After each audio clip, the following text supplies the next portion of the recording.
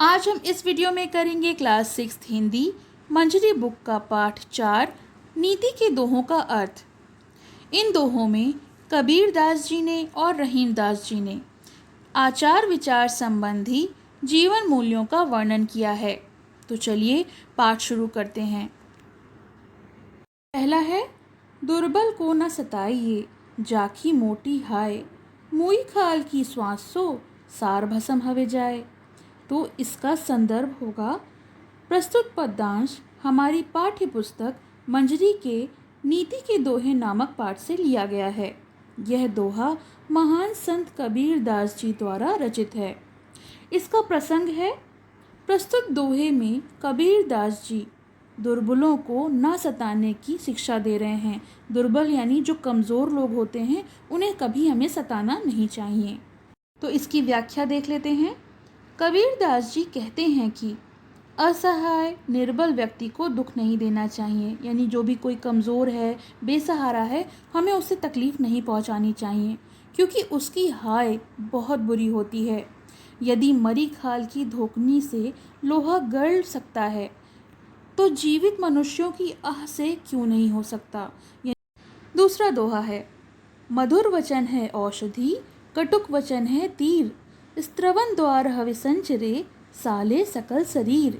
यानी इसका जो संदर्भ है, जो पहले दोहे का संदर्भ है, वही होगा। प्रसंग में देख लेते हैं। कबीर दास जी कहते हैं कि मीठी वाणी यानी जो मधुर आवाज़ होती है, वो सभी को अच्छी लगती है, प्रिय लगती है। इसकी व्याख्या है, कबीर दास जी कहते हैं कि मीठे यानी जो प्रिय वचन दवाई के समान प्राण रक्षक होते हैं। यानी हम अगर किसी से अच्छा बोलते हैं, मधुर बोलते हैं, तो वो बोली जो है वो दवा का रूप ले लेती है और दूसरों को काफ़ी अच्छी लगती है, उनके प्राण रक्षक होती है। जबकि तीखे और कड़वे वचन जो होते हैं वो तीर के समान होते हैं, कानों से होते हुए शरीर को छेद डालते हैं। आशय यह है कि हमें हमेशा मीठी बाणी बोलनी चाहिए, जबकि जो तीखे वचन होते हैं, जो कड़वे वचन होते हैं, वो तीर के समान होते हैं और कानों से होते हुए वो हमारे शरीर को छेद डालते हैं और हमारे मन को ठेस पहुंचाते हैं। इसलिए कभी भी हमें तीखी बाणी नहीं बोलनी चाहिए। तीसरा दोहा, बुरा जो देखन मैं चला, बुरा न मिलिया कोय, जो दिल खोजा आपनो, मुझसा बुरा न कोय। तो इसका प्रसंग इस प्रकार है।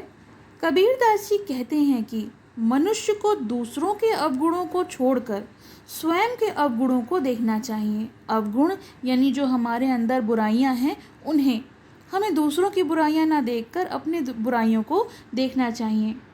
इसकी व्याख्या इस प्रकार है। कबीर दास जी इस दोहे में बताते हैं कि मैं दूसरे लोगों में बुराई देखने चला, परंतु मुझे कोई बुरा आदमी नहीं मिला। जबकि जब मैंने अपने अंदर झांका, अपने दिल में झांक कर देखा, तब मुझे पता चला कि मैं सबसे बुरा हूँ, क्योंकि मुझ में अनेक अवगुण हैं। आशय यह है कि दूसरों की बुराई देखना ठीक नहीं, अपनी बुराई, अपने दोष देखकर उसे दूर करना चाहिए। चौथा दोहा, साधो ऐसा चाहिए जैसा सूप सुभाए, सार सार को गही रहे, थोथा देही उड़ाए। तो इसका प्रसंग इस प्रकार होगा। कबीर दास जी कहते हैं कि संसार में अच्छी और बुरी दोनों चीज़ें हैं, लेकिन हमें सिर्फ अच्छी चीज़ों को ही ग्रहण करना चाहिए, उन्हीं को अपनाना चाहिए जो अच्छी हैं, बुरे पर ध्यान नहीं देना चाहिए। इसकी व्याख्या इस प्रकार है। कबीर दास जी इस दोहे में बताते हैं कि संसार में अच्छाइयाँ हैं और बुराइयाँ हैं, दोनों ही विद्यमान हैं, लेकिन मनुष्य को चाहिए कि वह सिर्फ अच्छाई को ही ग्रहण करे और बुराई पर ध्यान ना दे। जैसे सूप द्वारा जब अनाज को साफ़ किया जाता है, सूप जिससे अनाज को फटक कर साफ़ किया जाता है, तो सारी गंदगी जो है वो उड़कर बाहर निकल जाती है और सिर्फ अच्छा अनाज सूप में बच जाता है। अतः सूप से हमें ये सीख लेनी चाहिए कि जो अच्छा अनाज था, यानी जो अच्छाइयाँ थीं, वो तो हमने रख लीं, और जो बुराइयाँ थीं यानी जो गंदगी थी, वो फटक कर बाहर चली गई। पांचवा दोहा, धीरे धीरे रे मना, धीरे सब कुछ होए, माली सींचे 100 घड़ा, ऋतु आए फल होए। तो इसका प्रसंग इस प्रकार है कि इस दोहे में कबीरदास जी कहते हैं कि किसी भी कार्य के नतीजे यानी किसी भी कार्य के फल के लिए हमें धैर्य रखना चाहिए, सब्र रखना चाहिए। इसकी व्याख्या इस प्रकार होगी। कबीरदास जी कहते हैं कि संसार में कोई भी कार्य समय पर होता है, यानी हर कार्य का, हर काम का अपना एक समय होता है। जैसे माली पेड़ को साल भर सींचता है, पानी डालता है, देखभाल करता है, लेकिन फल ऋतु आने पर ही लगते हैं, यानी जब उस फल का मौसम होता है तभी उस पेड़ पर फल आता है। अर्थात हमें किसी भी काम के नतीजे यानी उसके फल के लिए इंतज़ार करना चाहिए और हमें धैर्य रखना चाहिए। अब हम पढ़ेंगे रहीम के दोहे। पहला दोहा है, वे रहीम नर धन्य है पर उपकारी अंग, बाटन वारे को लगे ज्यों मेहंदी को रंग। तो इसका संदर्भ इस प्रकार है। प्रस्तुत पद्यांश हमारी पाठ्य पुस्तक मंजरी के नीति के दोहे नामक पाठ से लिया गया है। इसके रचयिता रहीम दास जी हैं। प्रसंग, यह रहीम जी की नीति मूलक दोहा है। इसमें जीवन मूल्यों का सरस वर्णन हुआ है। इसका अर्थ यानी इसकी व्याख्या इस प्रकार है। रहीम जी कहते हैं कि वे लोग धन्य हैं जो परोपकारियों के साथ रहते हैं, उन्हें भी परोपकार का फल मिलता है, क्योंकि मेहंदी बांटने वालों के भी हाथ लाल हो जाते हैं। जो लोग मेहंदी बांटते हैं उनके हाथों में भी रंग जो है वो चढ़ जाता है, यानी जो लोग परोपकार करते हैं उन्हें भी परोपकार का फल मिलता है। इसलिए हमेशा परोपकार यानी दूसरों की भलाई के बारे में सोचना चाहिए। दूसरा दोहा, रहीमन पानी राखिए, बिन पानी सब सून, पानी गए न उबरे, मोती मानुष चून। तो इसके संदर्भ और प्रसंग जैसे पहले था, पहले दोहे का वही होगा। इसकी व्याख्या पढ़ लेते हैं। रहीम जी इस दोहे में बताते हैं कि पानी बचा कर रखना चाहिए, क्योंकि बगैर पानी सब कुछ सूना होता है। पानी के चले जाने पर मोती, मनुष्य और चूना ये तीनों महत्वहीन हो जाते हैं, इनका कोई महत्व नहीं रहता। यहाँ पर पानी का अर्थ तीनों के लिए अलग अलग है। मोती के लिए पानी का अर्थ है उसकी चमक, मनुष्य के लिए पानी का अर्थ है उसकी प्रतिष्ठा, उसका मान सम्मान, और चूने के लिए पानी का अर्थ है जल।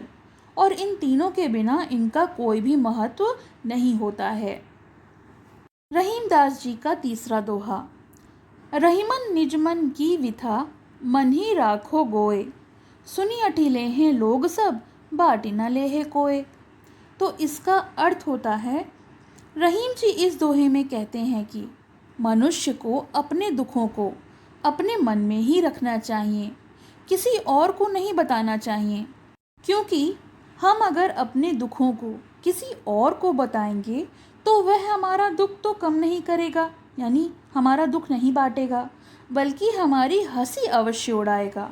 इसलिए अपना दुख हमें अपने मन में ही रखना चाहिए।